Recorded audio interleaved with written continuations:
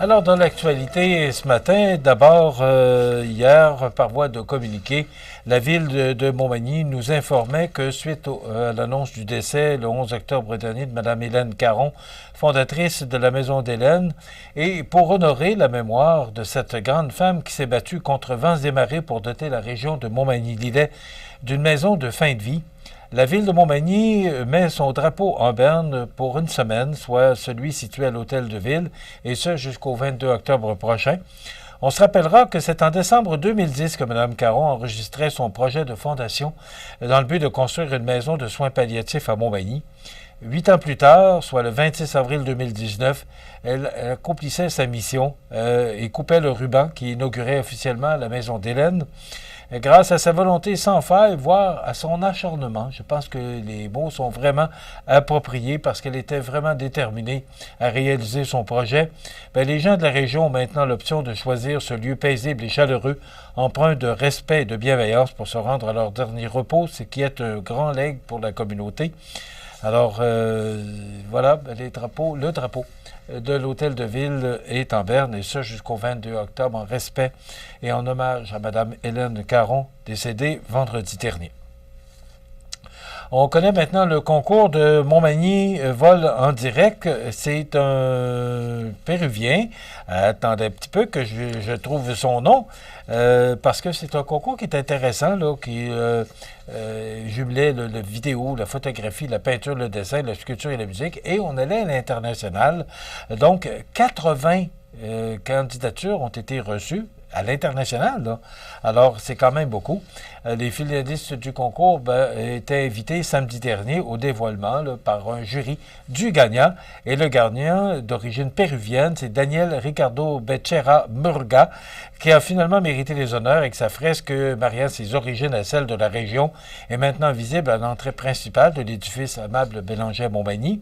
Donc, il remporte 1 500 $ qu'il devra dépenser ici. Alors, il va falloir qu'ils reviennent à Montmagny, qu'ils viennent dépenser le 1 500 $. C'est quand même une bonne idée, là, parce qu'il aurait pu prendre le chèque et dire, ben là, moi, je retourne chez nous. Non, c'était dans les conditions du concours. Le gagnant qui mérite ce prix doit utiliser ces argents-là dans les différentes entreprises de notre région. Et aussi, parmi les autres finalistes, le jury a été charmé par la costaricienne Mariana Rodriguez Madrigal pour la touche très sensorielle de son œuvre et a mérité une bourse de coup de cœur de 500 $. Donc, c'est 50 000 $ que la MRC de Montmagny a investi dans ce concours Montmagny Vol Direct. Moi, je trouve cette promotion probablement probable parce que tout est, et c'est le but de la MRC, là, c'est que si vous avez un projet, vous avez une idée, peu importe, c'est probablement probable de le faire et de le réaliser. Donc, je trouve que cette promotion initiée par la MRC de Montmagny est tellement appropriée. Il y a aussi une annonce qui a été faite par le ministère de la Culture, entre autres, et son ministre, Mathieu Lacombe, par la voix de Mathieu Rivet, qui est adjoint parlementaire au ministre de la Culture et des Communications. C'est le tabernacle du maître-autel, conçu et réalisé vers 1704, qui a été commandé cette même année par François Lajoux, architecte des Augustines de l'Hôtel-Dieu de Québec. Donc, importé en Nouvelle-France en 1716, il est destiné à orner la chapelle extérieure des religieuses. Donc, on a sauvé le meuble, là, vu la chapelle là, qui a pris feu en 1755, qui a été complètement détruite. On a pu sauver ce meuble. L'année suivante, les Augustines le vendent à la fabrique de la paroisse Notre-Dame de Liesse à Rivière-Ouelle. C'est une des plus vieilles paroisses. Je ne connaissais pas. Vous savez, c'est pas toujours évident le nom de la paroisse. Là. Et là, quand on a situé vraiment Rivière-Ouelle, ce qu'on nous dit, c'est que c'est l'une des plus anciennes paroisses du Bas-Saint-Laurent. Alors, ce tabernacle encore conservé aujourd'hui dans cette église témoigne de l'importance de ce meuble liturgique et de l'importance d'œuvres religieuses pour soutenir les pratiques spirituelles de la colonie. Je trouve ça important qu'on puisse garder tous ces articles, tous ces je cherche le bon mot, là, c'est patrimoine, voilà, de nos églises. C'est tellement beau. Alors, bravo pour cette belle annonce. Vous savez, les blancs de mémoire sont l'ennemi juré des animateurs. Et ils sont fréquents chez nous. Pour ma part, je parle.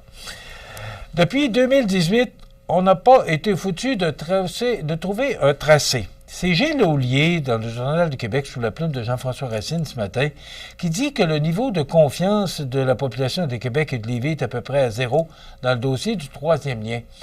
Je sais pas, vous avez vu, on a parlé d'un sondage léger qui a été publié la semaine dernière et qui dit que la population, je pense, il me semble de mémoire, là, c'est tout près de 20 là, par rapport à ce projet-là. Et on peut comprendre, et je suis de ceux-là, parce que, encore la semaine passée, Mme Guilbeault qui a fait une annonce et qui a lancé une invitation à l'international pour se joindre à ce projet-là. Pas sûr que ça va se ruer aux portes là, pour embarquer dans ce projet-là.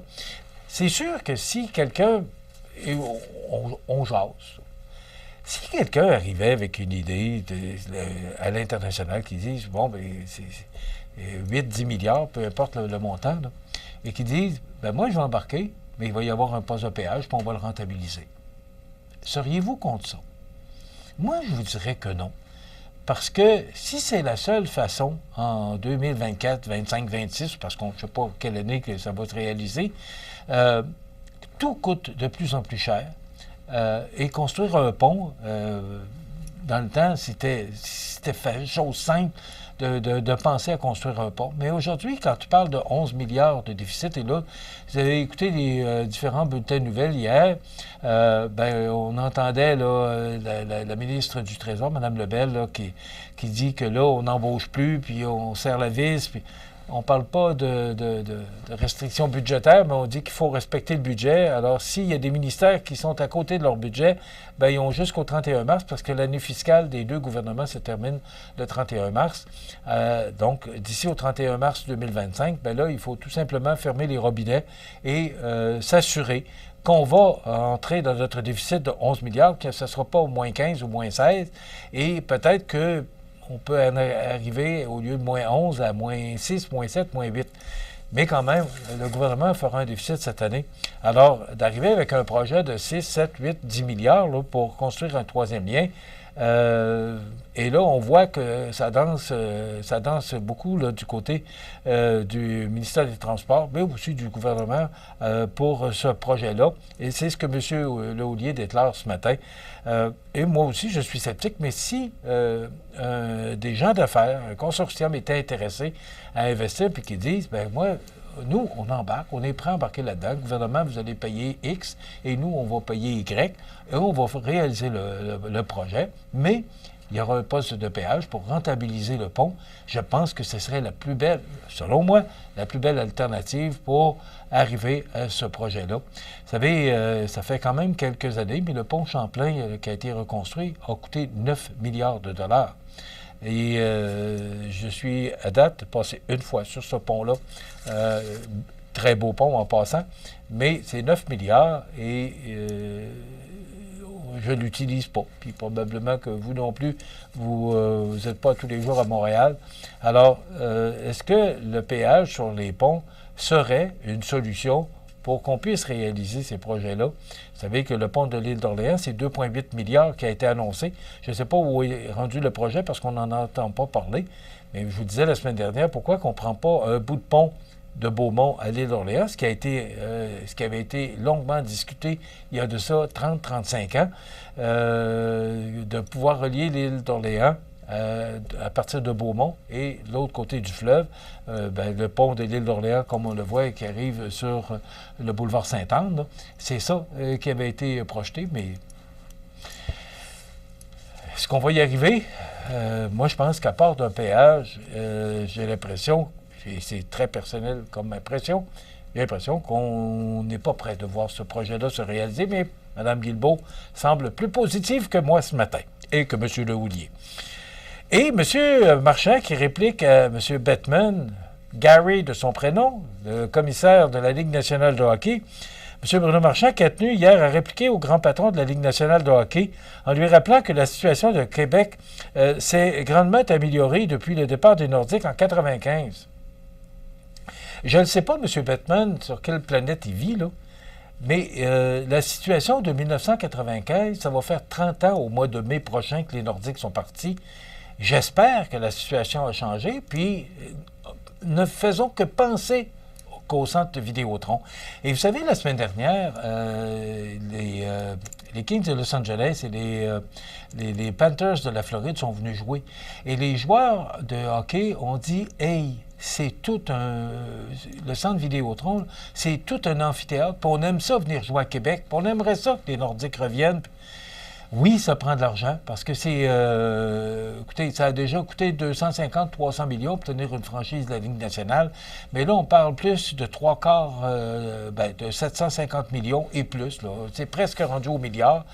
C'est pas loin de ça que les nouveaux propriétaires des Sénateurs d'Ottawa auraient payé. Là. Alors, c'est beaucoup d'argent. Et avant de rentabiliser la chose, bien, ça prend du monde qui, financièrement, sont solides pour être capable de faire face à la musique. Mais là, l'amphithéâtre est là. On n'a pas besoin de penser à l'amphithéâtre. À Ottawa, ils sont en train de construire l'amphithéâtre qui devrait être prêt d'ici à peu près 5 ans. Mais ici, on a l'amphithéâtre. Tout est prêt pour accueillir ce club-là. Et M. Bettman devrait peut-être réaliser... Il n'était pas là la semaine dernière parce qu'il y a eu certaines manifestations par rapport à ces deux équipes qui sont venues parce qu'il y a des gens qui n'étaient pas en accord au fait que le gouvernement ait investi de l'argent là-dedans.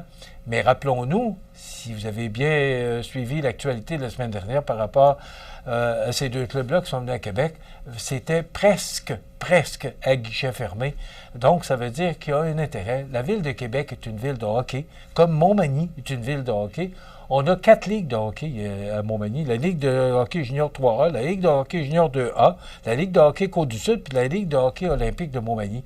On est une ville de hockey, nous aussi, comme Québec l'est. On devrait mériter d'avoir les Nordiques. Mais M.